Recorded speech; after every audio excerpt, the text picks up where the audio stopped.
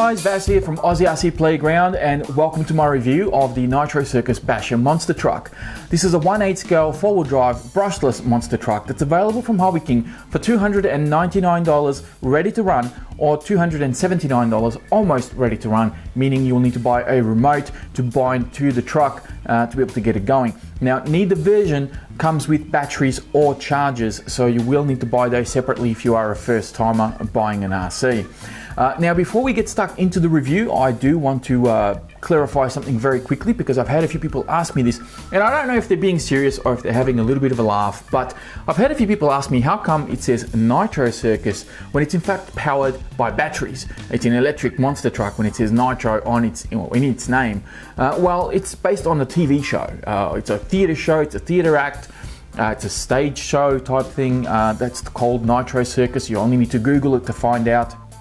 And that's what it's based on. The fact that it's powered by batteries really has nothing to do with its name. It could have been powered on steam or nuclear power. It really wouldn't have made any difference. It's just its theme.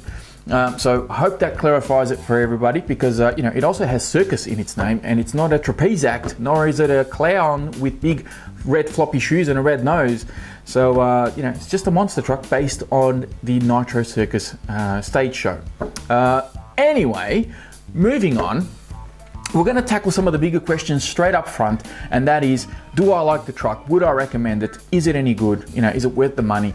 All of that good stuff. Well, I'm going to say that it's not bad. Do I like the truck? Yes, I do like the truck. I don't mind it at all. I think it's actually a decent truck once you put a little bit of money into it. Would I recommend it? Is a big question. Not to everybody. I think recommending this truck would come with a great big disclaimer underneath, because it does have a few issues that need to be addressed pretty much straight away. It's not some things you can sort of go along as you're using it, but other things need to be addressed pretty much as soon as you take it out of the box. So let's tackle some of those things. Now, there are 5 things that I've come up with that I think need to be addressed pretty much as soon as you buy the truck, and they are body posts, tires, steering servo, and pinion gear. Now, let's start with the body. This is a brand new body that I bought from Hobby King. It is also, this is the body that you get when you buy the truck. The reason why I bought a new body is because the original body that you see here has been rather trashed, and rather than running the truck with this body, I decided to get rid of it and swap it out for a Proline body, which is this one here, which is a Ford F-150 Raptor body that I've been using pretty much on almost every video that you see of this truck, apart from the original one. Well, there's 2 videos, the unboxing and the first running video.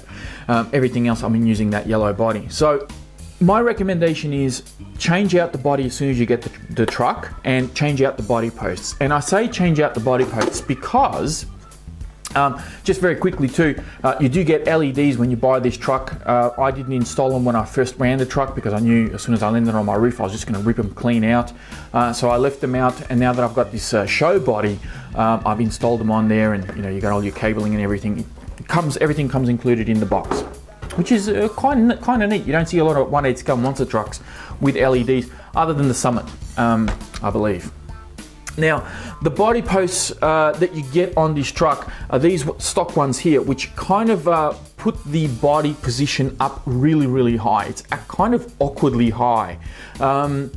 It's a little bit disappointing that these aren't adjustable, so you can't really adjust to any way, shape or form. And what I've done is I've opted for these Proline body posts, which come with these little locking tabs, so you kind of screw them on. I believe there is a version out there where you don't have these sort of screwing tabs. So if you still prefer the pins, have a look around. You may be able to find some with the body pins as opposed to these little screw things on there. I like these because it really secures the body on the body posts really firmly. It stops it from wobbling around, and when you're running the truck, the body kind of doesn't dance around and make noise. So it's very good. Now, once you've positioned your body posts where you want them, the body will actually sit really nice on the truck like so. As opposed to the stock body post, it will kind of bring it up here somewhere, right? Because they're kind of like an inch and a half taller. And that basically exposes all your electronics and everything else on the chassis, and I didn't like that look, so I changed out the body and changed out the body posts. At the very least, out of those 5 things that I said initially, if you don't do all of them, change out the body and the body posts. Just change them out, because the body is appalling. It's really, really poor quality, and it's going to crumble and just wreck on you. Okay, now tires. The stock tires are these ones here, which have a bigger inner diameter and a smaller outer diameter, so they're kind of like a little bit like a short course tire. Now, I don't know too many monster truck tires that are like this, so when you swap out your tires, you're going to need to swap out your rims. I opted for the Rock Rage tire from Proline and got the Chrome Desperado rim from Proline as well, and I couldn't be happier. Tires work perfectly fine, they have decent grip.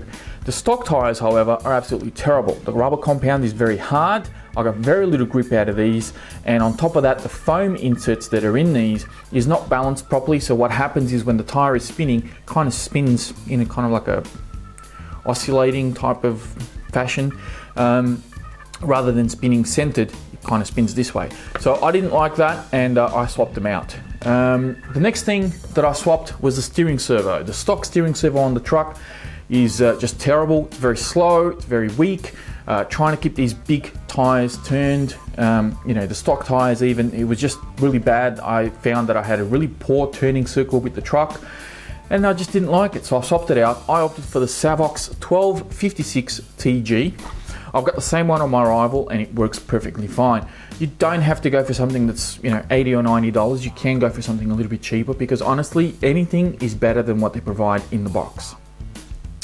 Lastly, the pinion gear. Stock speed of this truck out of the box running on 4S, which is what it's capable of, is only about 45 kilometers an hour. So I didn't like that. I thought that the truck came a little bit under geared out of the box. I opted for an 18-tooth pinion gear, running the stock motor, which is a 1275 kV brushless motor. It's a 36mm diameter, and it's mounted on this kind of clamping style motor mount that Hobby King have, and it handled it perfectly fine. It does come with a built-in fan as well, as does the ESC. Coincidentally, the ESC is an 80 amp ESC. I believe it's a Hobby Wing type of clone. I've got something that looks identical on my Thunder Tiger ST4, and the ESC works perfectly fine. I didn't have any issues with heating, gearing it up. So that brought the speed up to about 55 kilometers an hour, and I think the truck is a lot more fun to drive at that speed than it is at 45. 45 kind of feels like a 1/10 scale or even 1/16 scale type of RC speed, on a big monster truck like this, it just feels really, really slow. So once you've swapped out all these things, you're kind of left with only a few other things that you can swap out, but it really depends on how lucky you are, how hard you're going to be on the truck, and what it is that you're expecting out of this truck. Now, if you're going to be fairly mild with this truck, you're probably going to be okay for the most part, and if anything does break or fail on you, you can always swap it out as time goes on.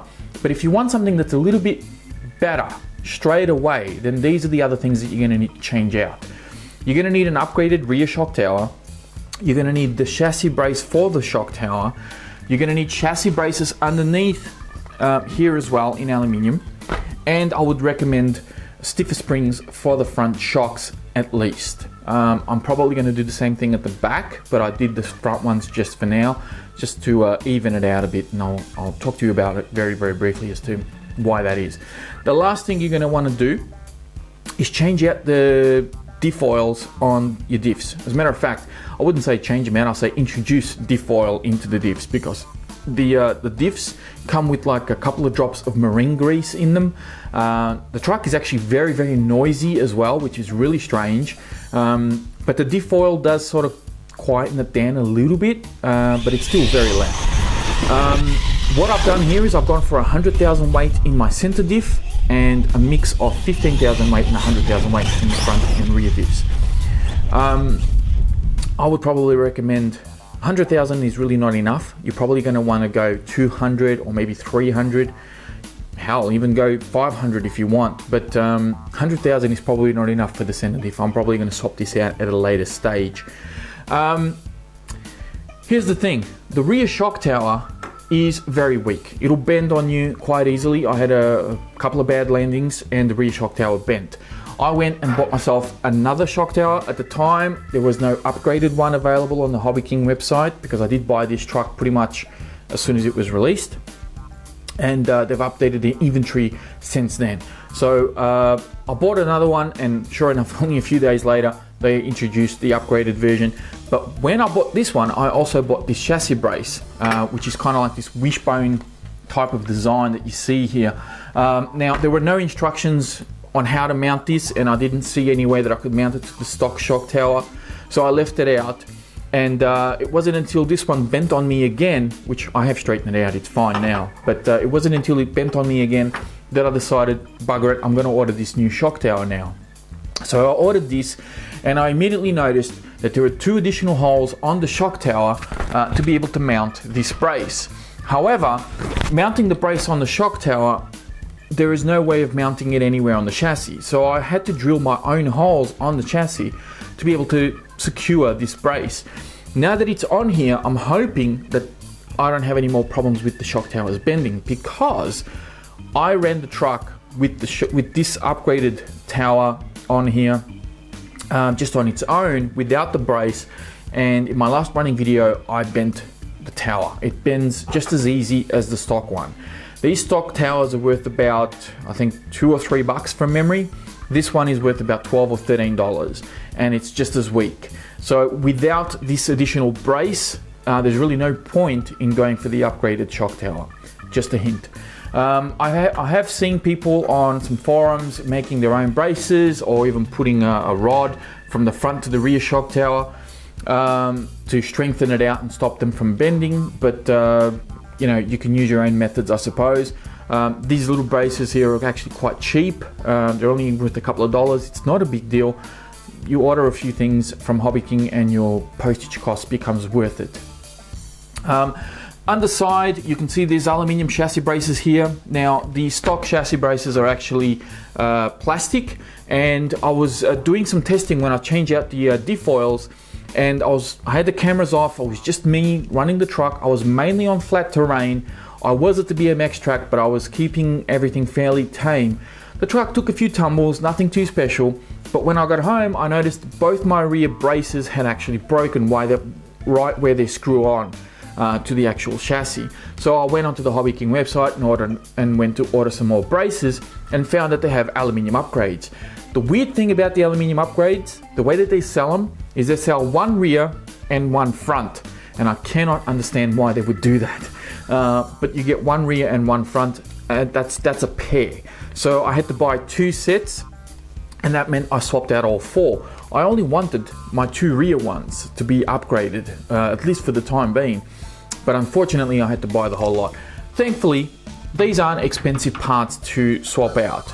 You know, as I said, a shock tower for $12 or a stock one for a couple of bucks, not a big deal. To put it into perspective, a stock shock tower for my Thunder Tiger ST4 stock shock tower is worth about $30. So that puts it into perspective for you. Lastly, the front springs. Now, I don't know if it's because I have the electronics here at the front, but I found that the front end constantly sagging, especially under braking. It just constantly kept sort of being a lot lower than the front. And I compressed my stock springs quite a bit, and I just couldn't get the front end to come up as much as I wanted it to. So I went to the Hobby King website and found that they sell these stiffer springs. Now, the way that they sell them is you buy a set or buy 3 sets in a bag. So you get a yellow pair of springs, which are really soft. You get another pair of the stock springs, and then you get a pair of the red stiffer springs, which is what I wanted. So you get 3 pairs in a bag like that, and it's only worth, again, just a few bucks, not an expensive upgrade. And yeah, you get a whole new set of springs, and now it seems to be a lot better. I'm probably going to be doing the same thing on the rear as well. Now, another thing to keep in mind is that the shock shafts on these shocks are actually quite soft. When I bent this rear shock tower, this upgraded one on my last running video, I actually bent the shock shafts as well. Now, believe it or not, I took the springs out and I was just about ready to, you know, maybe order some new shafts or order some new shocks, and found that I was able to bend them back into shape very, very easily without any tools and without too much force. Just by hand, I bent them back into place. So these shock shafts are actually quite soft. Now, you can disassemble the shocks, measure them out, and maybe get some upgraded ones, probably from a different brand. Or, excuse me, if you're lucky enough, you may be able to find a whole new set of shocks from, I don't know, maybe Team Associated or Offner or some other brand that will do the job and fit straight on here without any issues. I didn't explore those options. I'm kind of happy with the way that the shocks perform. I just find that they're a little bit weak. You'll notice here I've got a different motor in the truck. This is the Reedy motor out of my Team Associated rival monster truck. Now, the thing is, I wanted to try this different motor mount that Hobby King sell, which allow you to run different motors other than just 36 millimeters, which is the restriction that you have with their stock motor mount. So I bought this different motor mount, which is about $6, $5, somewhere around there. And what I found is when I mounted my Reedy motor on here, I couldn't run the 18-tooth pinion gear that I had originally put on the stock motor. And the reason being is because this motor mount does not have the same adjustability as the stock motor mount. It's just strange, but I couldn't fit my 18-tooth pinion gear. I had to downsize to 16-tooth.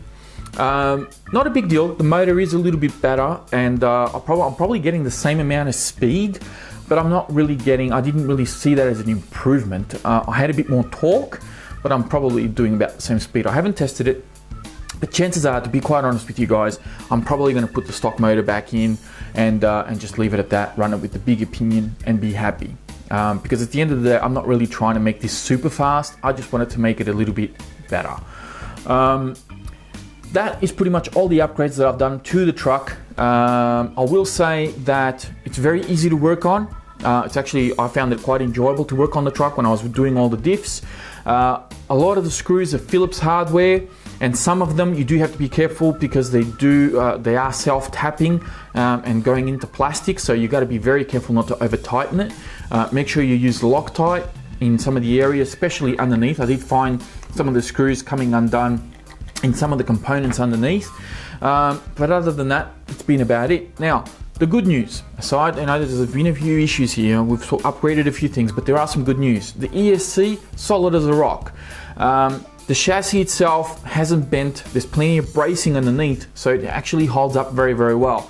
Front and rear bumpers, probably amongst the best that I've come across. These things, the truck has nosedived and had all sorts of weird, crazy falls. Even my daughter drove the truck off some ramps and landed very badly a few times. These front and rear bumpers have actually been holding up brilliantly. I'm very impressed. The A-arms, solid as a rock again. Very, very impressed with those. Front and rear dog bones, no problem. Outdrive yokes rather from the diffs haven't given me any hassles. Hub carriers, steering knuckles, all being very, very good. Steering links, camber links, also being very, very good. I haven't had any of those bent.